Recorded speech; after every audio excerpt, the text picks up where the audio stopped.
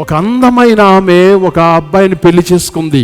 వాళ్ళిద్దరూ భార్య భర్తలుగా ఉండి చాలా సంతోషంగా ఉన్నారు. కొన్ని సంవత్సరాలు హాయిగా ఉన్నారు, 5-6 సంవత్సరాలు. ఆ తర్వాత భార్యకి ఒక చర్మపు వ్యాధి ప్రారంభమైంది. మచ్చలు, పెదాలు పగిలిపోవడం, సమ్ డిసీజ్.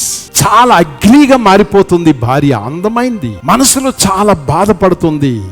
నా భర్త నన్ను ప్రేమిస్తాడో లేదో, నా రూపం మారిపోతుంది, ఇప్పుడు నేను అంత అందంగా ఉన్నానో లేదో అని. ఒకరోజు భర్త స్పెషల్ టూర్ మీద 1 వారం రోజులు వేరే పట్టణానికి వెళ్ళాడు. విచారం ఏమిటంటే ఆ పట్టణంలో యాక్సిడెంట్ జరిగింది. ఆసుపత్రిలో చేర్చాక ఇంటికి తెచ్చారు గుడ్డివాడిగా. ఇప్పుడు భర్త గుడ్డివాడిగా ఉన్నాడు, భార్య చర్మపు వ్యాధితో అందహీనముగా మారిపోయింది. ఇప్పుడు కళ్ళు ఉండి చర్మపు వ్యాధితో ఉన్న భార్య తన భర్తని అన్ని విధాలుగా సహకరిస్తుంది. భర్త అన్ని విధాలుగా తన ప్రేమను ప్రకటిస్తూ తాను చేయగలిగినంతా చేస్తున్నాడు. వీరిద్దరి ప్రేమ అలాగే ఉంది.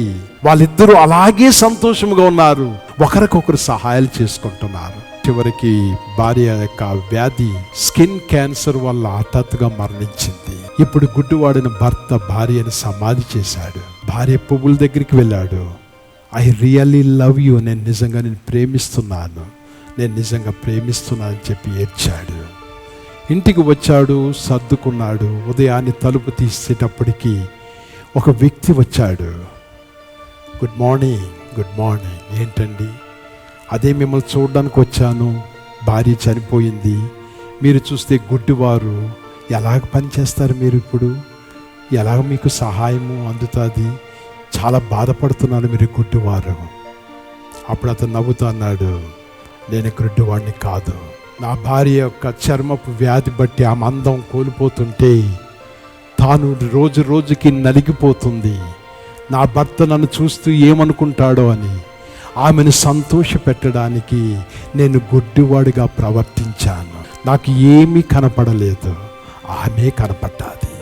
నా ప్రియమైన సంగమా, నీ కొరకు నా కొరకు సిలువలో వేలాడి యేసయ్య ముళ్ళ కిరీటం ధరించిన వాడే కళ్ళు అంట రక్తపు గడ్డలతో సిలువలో వేలాడుచు.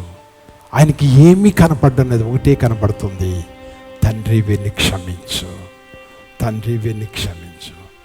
ప్రేమ గుడ్డిది, తప్పితాన్ని చూడదు. కొన్నిసార్లు గుడ్డివారుగా ఉండండి మీ దాంపత్య జీవితంలో. కొన్నిసార్లు గుడ్డివారుగా బిహేవ్ చేయండి, మీ కుటుంబాలు చల్లగా